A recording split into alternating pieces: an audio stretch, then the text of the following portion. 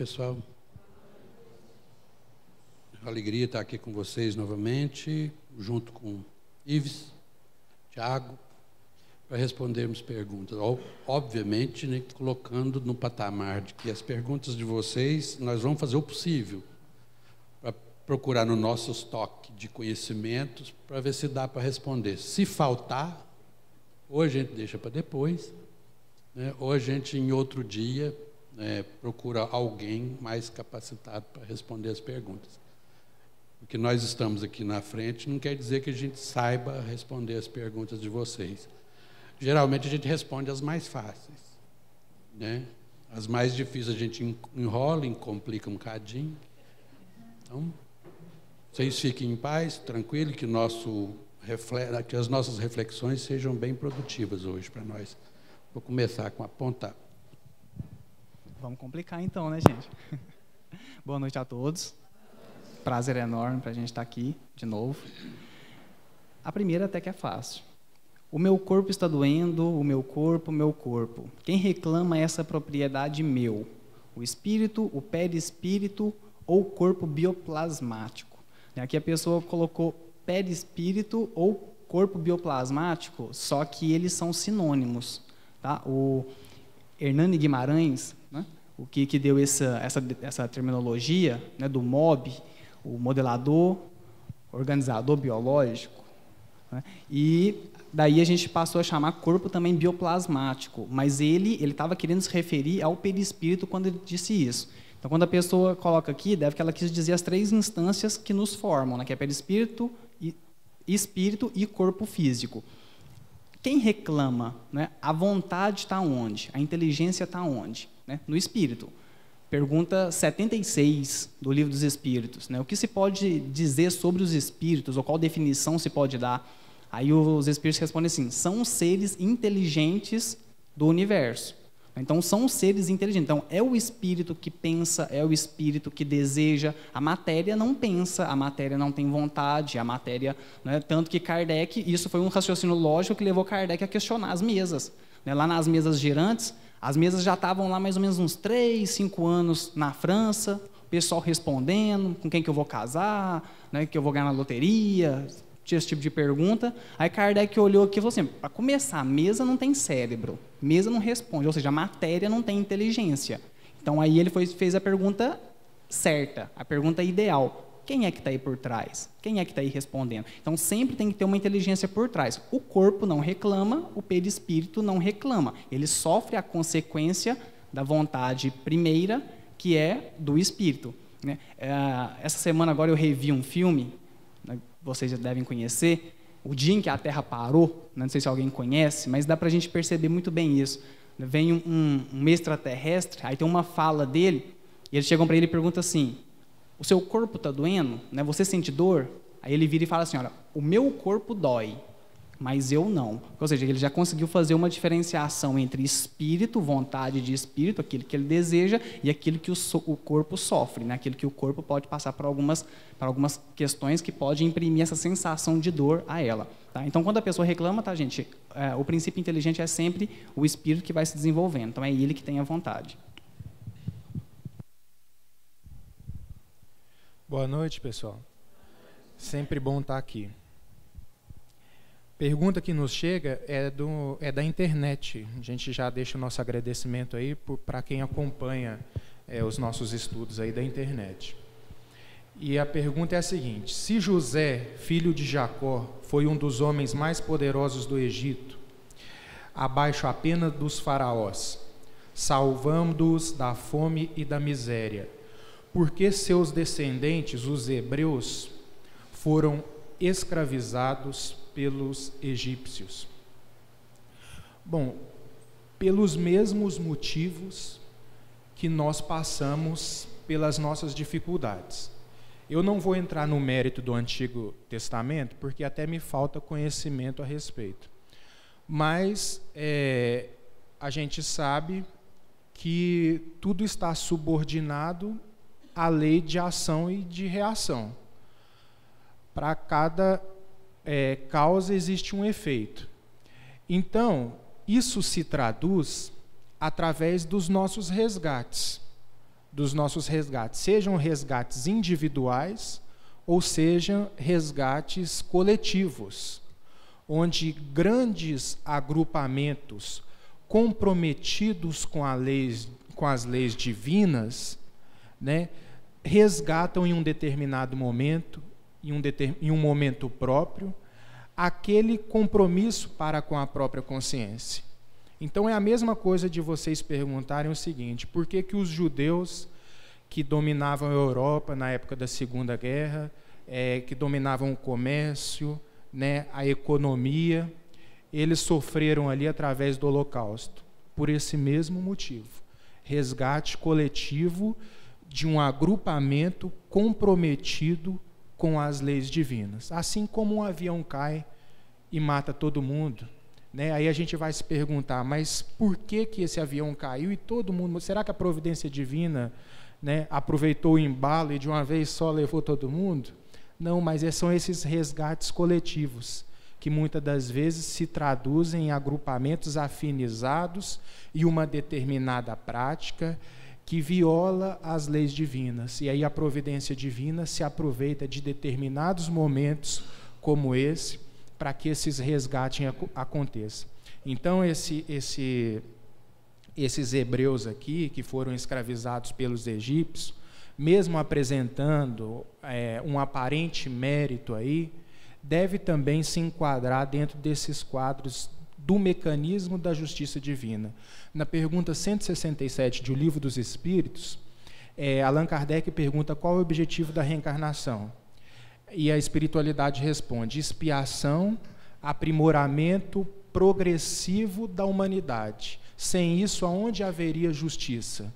Então, todos esses acontecimentos, por mais que nos pareçam injustos, eles estão enquadrados dentro de uma justiça maior, movida pela inteligência suprema, que a tudo vê e que a tudo avalia com sabedoria e com misericórdia. Boa noite, pessoal, de novo. Agora quem está falando boa noite é o que vai responder as perguntas. Uma perguntinha interessante que eu me fazia muito quando eu comecei a estudar a doutrina espírita, porque a gente vê sempre que a doutrina espírita está ligado a ensinamentos do Evangelho, a ensinamentos da Bíblia. Acabamos de ver uma pergunta, um interesse a respeito do Velho Testamento. Essa perguntinha aqui tem tudo a ver com essas dúvidas que a gente tem. O Espiritismo se baseia nos ensinamentos do Cristo. E as outras religiões, como islamismo, budismo, hinduísmo, shintoísmo, tem que tipo de relacionamento com a reencarnação, a pessoa ateia? Primeiro, a frase inicial aqui: o Espiritismo se baseia nos ensinamentos do Cristo. Não, o Espiritismo é o Espiritismo. O Espiritismo surge num momento em que nós presenciamos na história da filosofia uma decadência da filosofia espiritualista. Em franca decadência, em 1830, especificamente o topo disso aí, o início, o auge, talvez, que a gente pode declinar exatamente o ponto de conversão que a filosofia espiritualista entra em decadência e a filosofia materialista entra em ascensão. Esse ponto é crucial para a gente entender o que significa isso. A doutrina espírita é uma doutrina que surge a partir do relacionamento que se estabeleceu com os espíritos.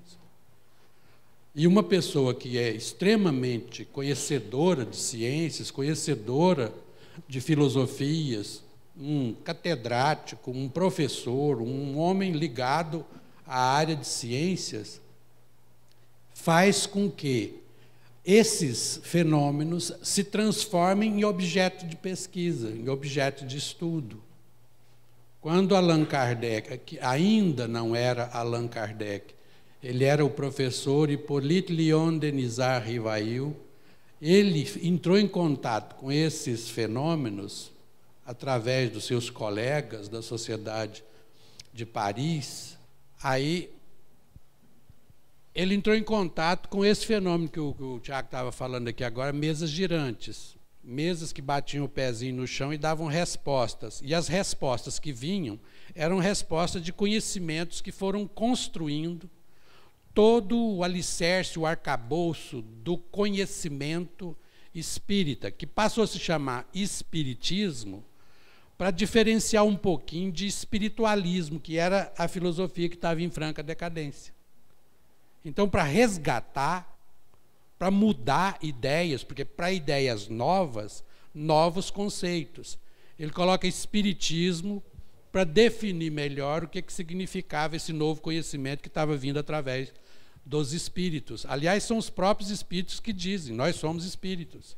Espíritos de pessoas que viveram aí na Terra. E esse conhecimento vai se ampliando cada vez mais ao longo da codificação da doutrina espírita. Quanto mais perguntas se fazia, mais perguntas tinham que se fazer. E quem dava essas respostas eram mocinhas de 14, 13, 15 anos de idade.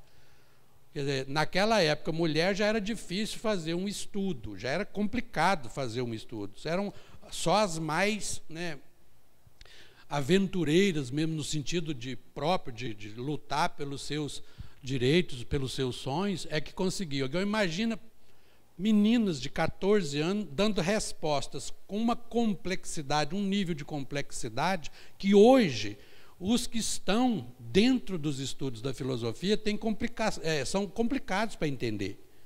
E elas davam, no século XIX. Imagina. Aí vem todo um conhecimento espírita, que ao se decodificar, ao se buscar as bases disso aí, percebe-se que é extremamente conivente, coerente com os ensinamentos dados por Jesus. E ainda explica os conhecimentos que Jesus trouxe para nós. Explica os conhecimentos que o budismo trouxe para nós.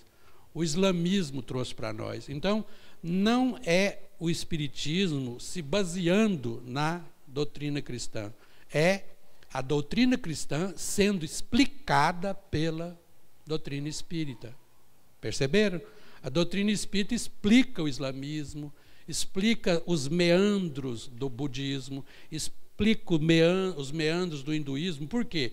Porque a doutrina espírita é uma ciência, uma filosofia, com essas consequências morais que nos esclarecem cada vez mais acerca do fenômeno religioso no planeta Terra, na nossa condição evolutiva.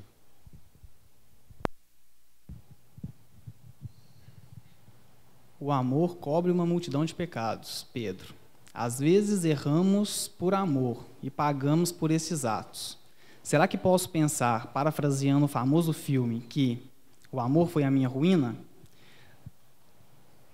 Poder pensar você pode, como é óbvio, mas está equivocado. O amor, ele não é ruína, porque o amor verdadeiro, que a gente aqui ainda não faz nem ideia do que seja, e não erra. O amor não erra.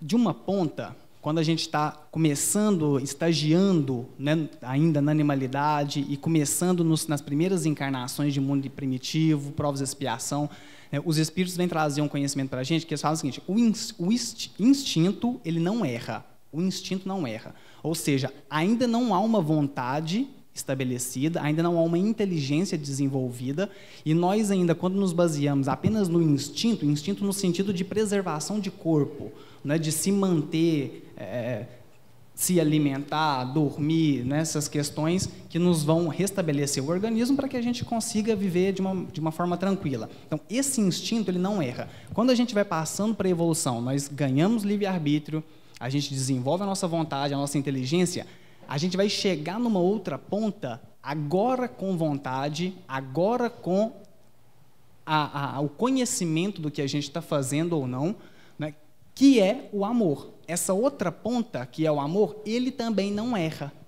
Quem faz uma ação por amor, nunca está errado. Nunca.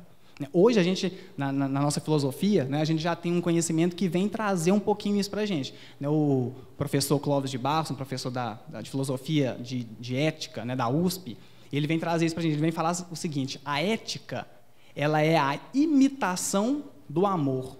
A gente senta para fazer códigos de ética justamente porque a gente tenta pensar numa situação que, se eu amasse, como que eu faria? Tá, o camarada chegou dentro do hospital e ele precisa de transfundir sangue, só que ele é testemunho de Jeová. E aí? Ele não quer tomar o sangue. Tá, então a gente senta e vamos fazer um código de ética. Como que a gente gostaria de fazer? Como que a gente agiria se a gente amasse essa pessoa? A gente não iria respeitar a vontade dela? Então a gente cria um código de ética, que é uma espécie de um sinalizador, né, de uma espécie de um caminho, de uma rota, para como que a gente deve agir se amasse. Como a gente ainda não ama, a gente tenta. Né? A gente tenta ser generoso, a gente tenta ser caridoso, a gente tenta ser fraterno com os outros, mas é como se amasse. Aí esse professor, ele até fala isso com a gente, né? Já que você não ama, haja como se amasse. Mas quando a gente chegar nesse sentimento, que é o sentimento que te coloca em total harmonia com as leis divinas, né? Livro Consolador, o pessoal faz um monte de pergunta para o Emmanuel, e uma delas é assim: olha, qual é o determinismo divino? Se existe determinismo divino. Aí o Emmanuel responde assim: o único determinismo divino é o do amor, é fazer com que a gente chegue até o amor. Na hora que você chega nisso aqui, todo o seu ato vai ser dentro de uma harmonia divina, que é óbvio que você não pode errar. Na hora que você já começa a compreender quais são os objetivos que Deus quer que você ajude Ele a traçar aqui, o seu ato ele nunca vai ser errado. Ele nunca vai ser errado. Então você não pode pensar que o amor foi sua ruína, porque nós ainda não amamos. Né? Esse amor que a gente fala, que sente, nessas paixonite aguda, nossa, isso está longe ainda de ser esse verdadeiro amor de que Deus sente para a gente. Então, estamos pelejando. Então, lógico, óbvio, se você começar a viver nesse amor que é respeitar a liberdade do outro, respeitar os desejos do outro, se você começar a agir dessa forma, você nunca estará errado nas suas ações. E só fazendo uma colocação aqui no que o Tiago falou, lembrou uma frase do filósofo Nietzsche, quando ele fala o seguinte: tudo aquilo que se faz por amor está sempre para além do bem e do mal. Tudo aquilo que se faz por amor está sempre para além do bem e do mal. Por que está para além do bem? Porque fazer o bem não significa ser bom, mas significa entrar numa, vamos dizer assim, numa academia de exercício do amor. E nesse fazer o bem, que a gente vai exercitando o amor, esse amor que a gente pretende vai se construindo cada vez mais de maneira sólida em nós. E um dia ele passa a ser realidade. É por isso que ele fala que tudo aquilo que se faz por amor está para além do bem e do mal. Tá? E outro fala: se você ama, tudo lhe é permitido. Ou seja, só no amor tudo lhe é permitido, porque tudo que você fizer, você fará por amor. Então, portanto, não há erro. Agora, a questão é que quando a gente fala de amor, a minha preocupação básica é que a gente pensa que amor é isso que a gente vê nas novelas. Não é não, gente. Mas está longe demais da conta de ser isso que a gente vê em novela. Quando a gente fala de amor, a gente está falando da vida genuinamente cristã. Jesus fez tudo por amor. É por isso que ele é a nossa referência. Hora nenhuma, ele quis alguma coisa para si. Amor, no sentido, né, de nossa tarefa de aprendizado aqui nesse planeta, é amor ágape. Ágape é amor ao próximo. Como? Incondicional. É incondicional. Eu não posso ter condições. Eu amo você, mas eu vou ficar com fulano. Mas então eu vou atrapalhar a sua vida. Não é amor. Isso é posse. Isso é egoísmo. Amor é: eu te amo, mas eu quero ficar com fulano e eu vou te ajudar a conquistá-lo, para que você seja feliz. Porque em amando a você, eu só me sentirei bem se você estiver bem. Isso é amor. Ou pelo menos o retrato falado. Porque Porque quando a gente fala, fica parecendo que a gente ama. Não, isso é só o retrato falado do que é amor, que a gente estuda e aprende a partir dos estudos. Mas ainda não é o amor. Ainda é muito mais posse do que falar de amor. A gente fala, a gente coloca conceitos, mas é porque os filósofos colocaram na cabeça da gente, então a gente fala. Mas o esforço nosso é ainda moral, o esforço nosso ainda é ético, para que um dia, de tanto agir na ética e na moral, a gente passe a entender o que significa amor. Ok? E muito longe desses conceitos que a gente acha em revista, né, e fotonovela, novela, não é nada daquilo, é muito longe. Só uma experiência que eu passei sexta-feira passada, dessa questão desse amor, posse, né? Eu entrei no elevador, eu acho que é por isso que as pessoas não gostam de conversar em elevador, né? Porque os outros ficam prestando atenção. Aí eu entrei no elevador, de repente entrou um casal, e eu tô lá quietinho, os dois entraram e começaram a conversar. Aí ela virou para ele e falou assim, aqui, eu vou te fazer uma pergunta, mas é porque eu te amo demais. Aí eu pensei assim, nossa, né? Já me preparei. Ela, vou te fazer essa pergunta, mas é porque eu te amo demais. Sabe esses casais que se formam, às vezes de meia idade, né? E ele por volta de 50 anos, ela também por volta de 45. Aí ela virou para ele e falou assim, sem querer, mas eu não queria, mas você deixou o celular do lado. Aí eu tive que pegar e dar uma olhadinha, né? O celular quase que pulou assim na minha mão. Aí ela virou para ele e falou, eu tive que dar uma olhada e eu vi que aquela sua ex-namorada ligou para você 3 vezes ontem, né? Isso não vai ser assim, isso não pode, comigo vai ser diferente. E começou a falar, né? Os instintos de posse logo já se aflorou e ela já começou a falar com ele. Aí, de repente, ele virou... Eu só fiquei torcendo. Gente, como é que vai sair dessa? Foi torcendo. Como é que vai sair dessa? E fiquei com o ouvido assim, né? Ali de butuca. Aí ele virou para ela e falou assim, mas ele saiu bem demais. Aí ele virou para ela e disse assim, tá vendo, amor? Homem que nem eu, você não pode deixar, não. Aí você vê, ó. As outras tudo correndo atrás. Então, valoriza o que você tem, né? Só essa experiência. A pergunta que nos chega é a seguinte: existe céu e inferno, como é ensinado em algumas religiões?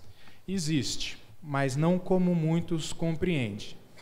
O céu e o inferno que a doutrina espírita nos apresenta é o céu e o inferno plasmado por nós mesmos na nossa intimidade.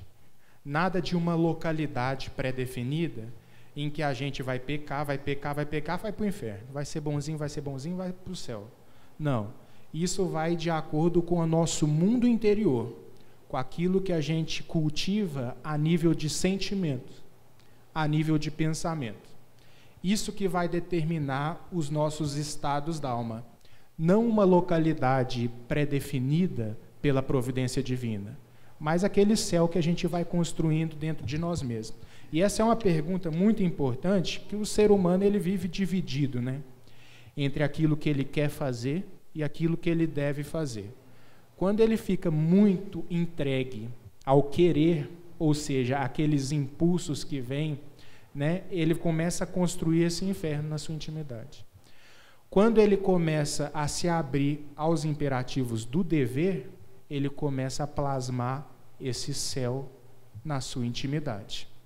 Então, a segunda pergunta ali, 230 do livro O Consolador, que o Tiago citou, de Emmanuel, eles perguntam assim, como iniciar o trabalho de iluminação da própria alma? Olha só, para a gente que está querendo construir o céu na nossa intimidade, como começar o trabalho de iluminação da própria alma? Lembrando que alma, segundo a pergunta 134 do Livro dos Espíritos, é o espírito encarnado. Então, como começar o trabalho de iluminação da própria alma estando encarnado? E ele fala o seguinte, vai começar com esforço de autodomínio, sublimação dos sentimentos egoístas e num trabalho silencioso pelo extermínio das paixões.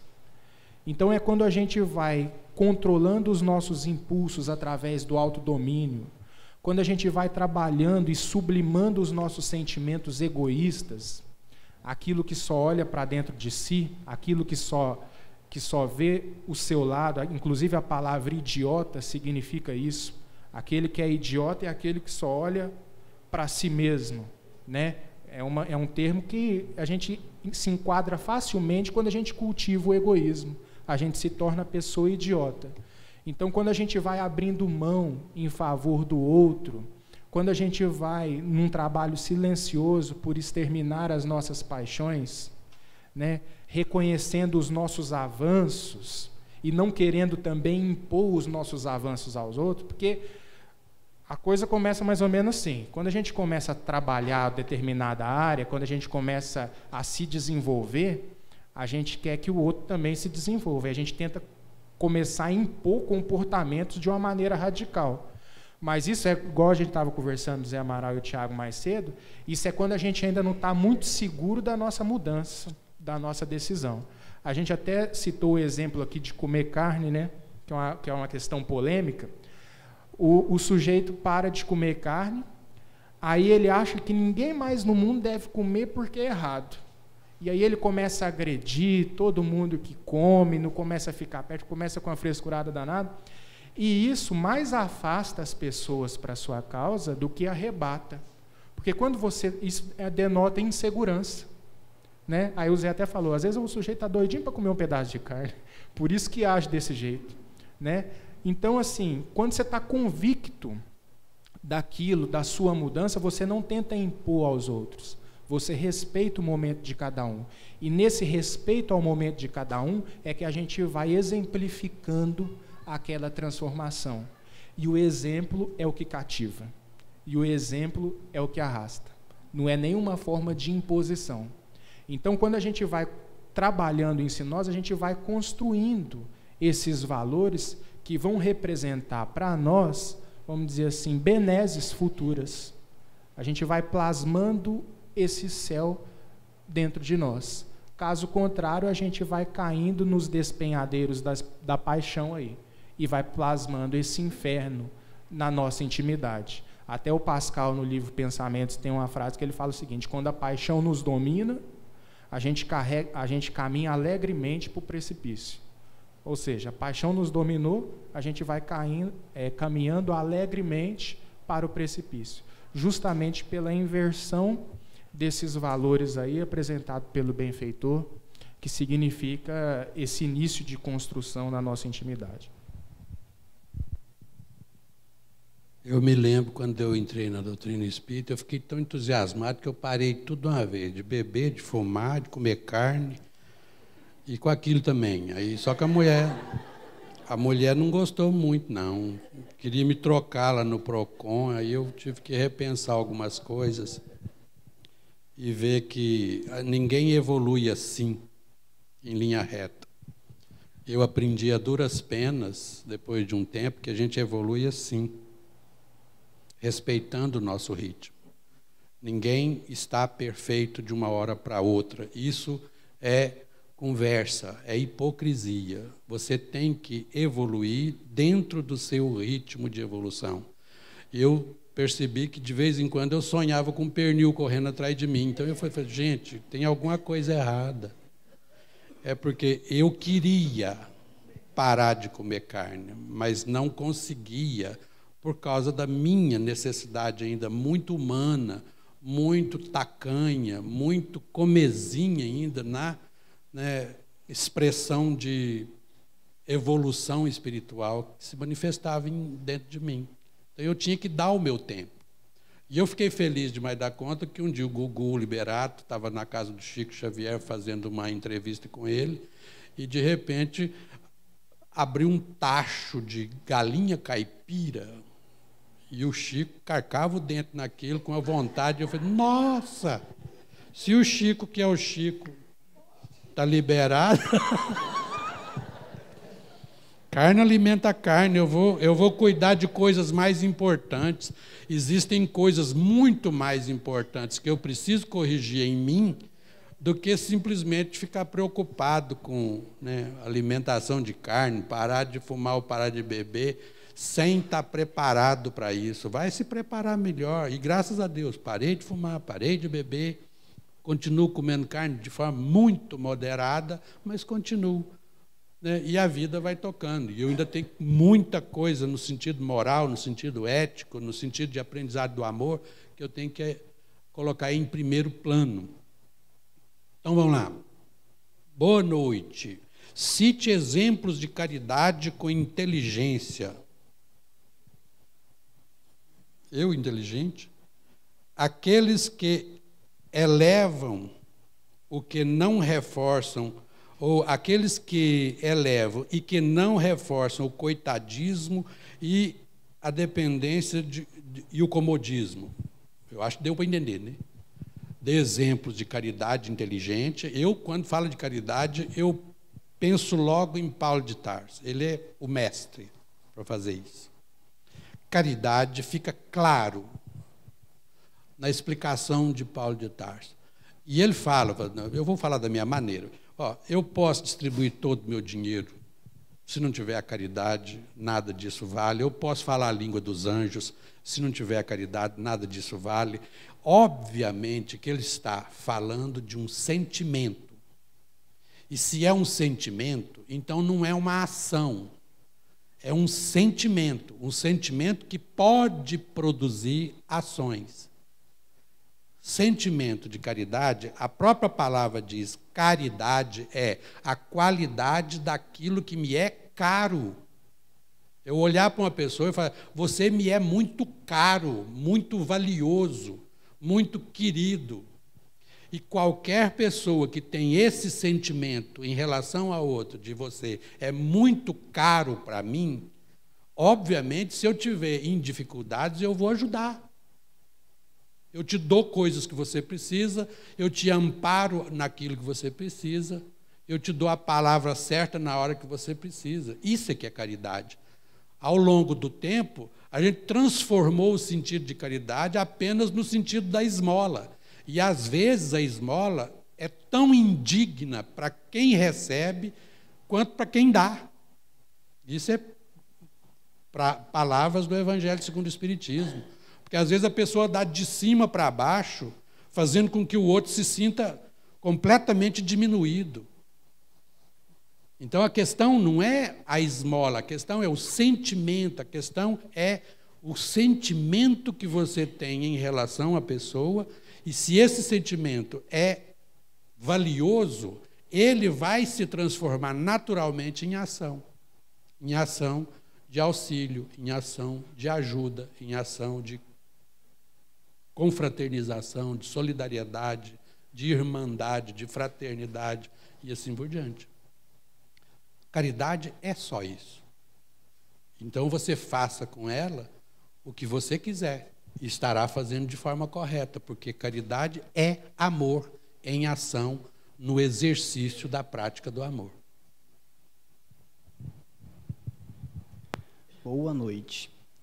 Os conflitos dos mundos de provas e expiações ocorrem na maior parte por causa dos diferentes níveis de consciência que nele habita?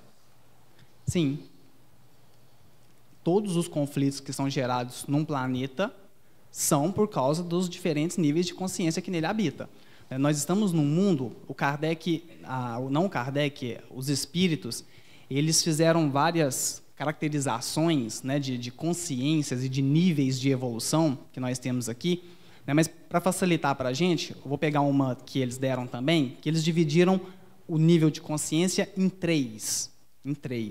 Isso de uma forma geral, sem ser aqueles que só habitam aqui na Terra, né, que são os espíritos imperfeitos, os bons e os puros.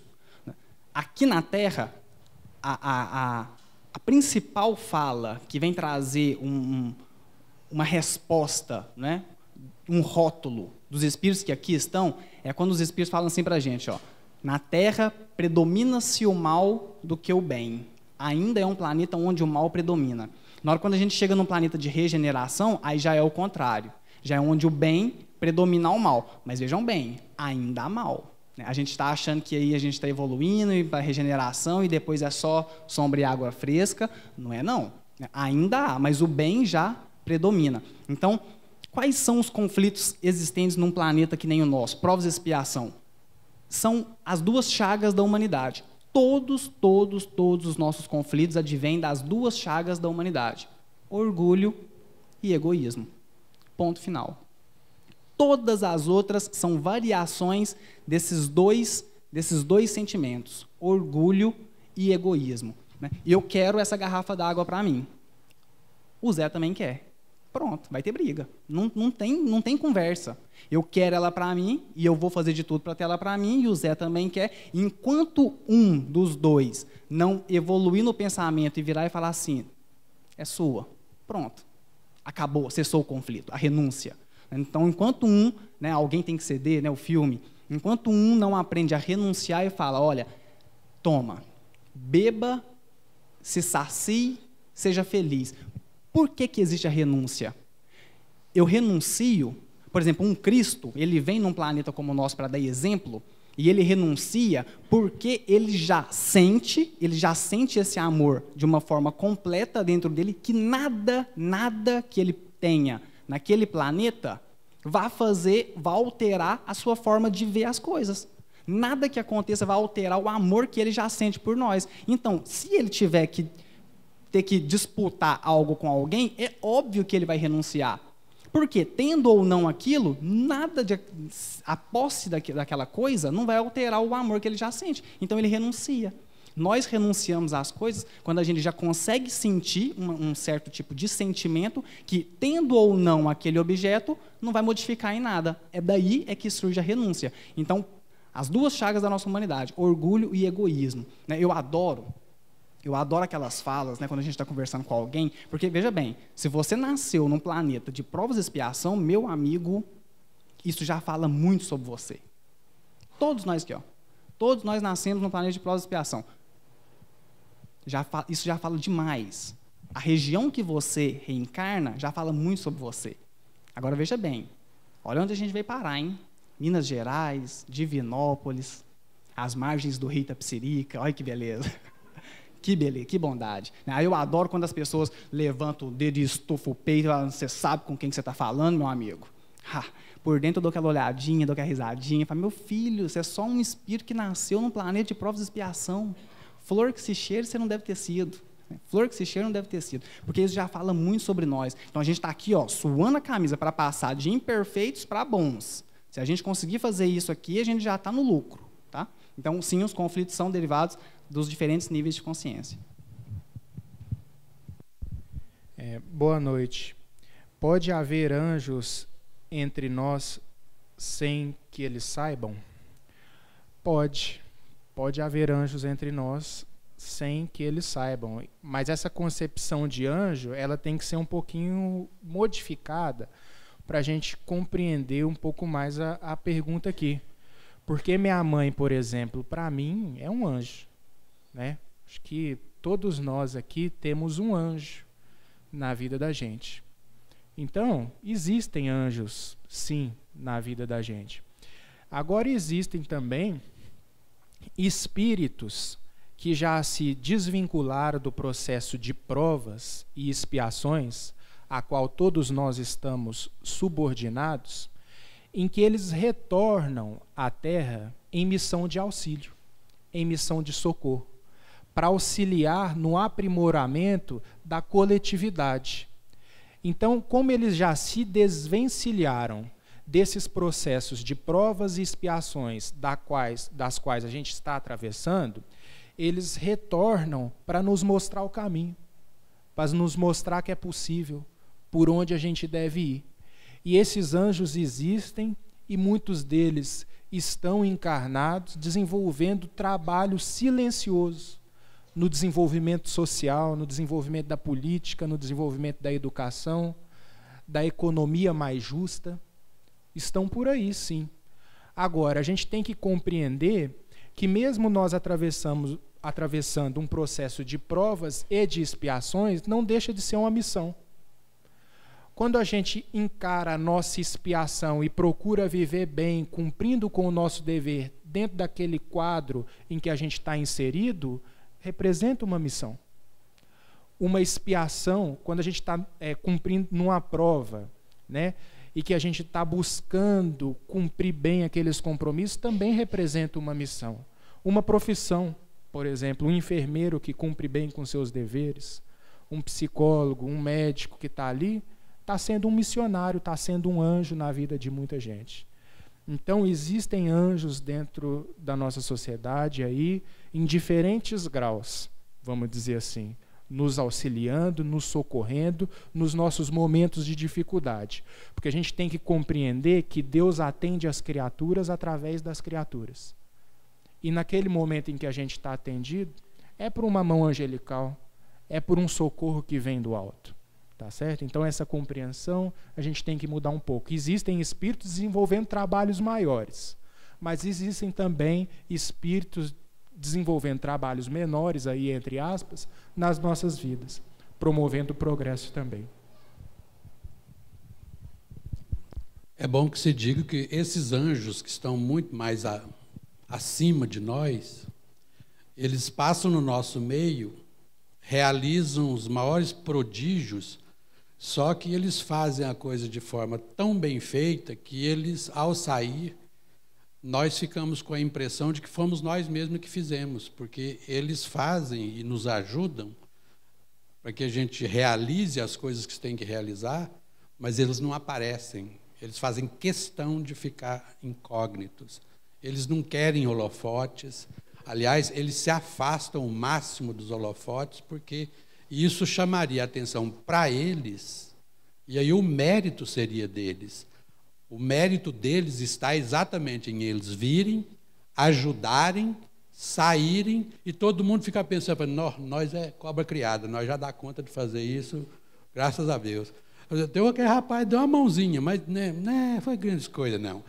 O amigo espiritual sai de boa, achando uma maravilha, porque cumpriu a tarefa que tinha que cumprir. Perceberam a diferença? É por isso que a gente não enxerga muito eles aqui. E só para falar, isso aí faz lembrar a parábola da candeia, né?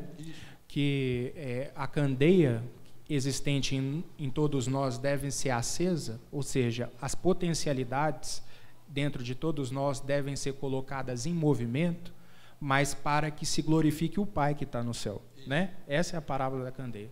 Mais ou menos essa ideia. Deixa claro isso aí.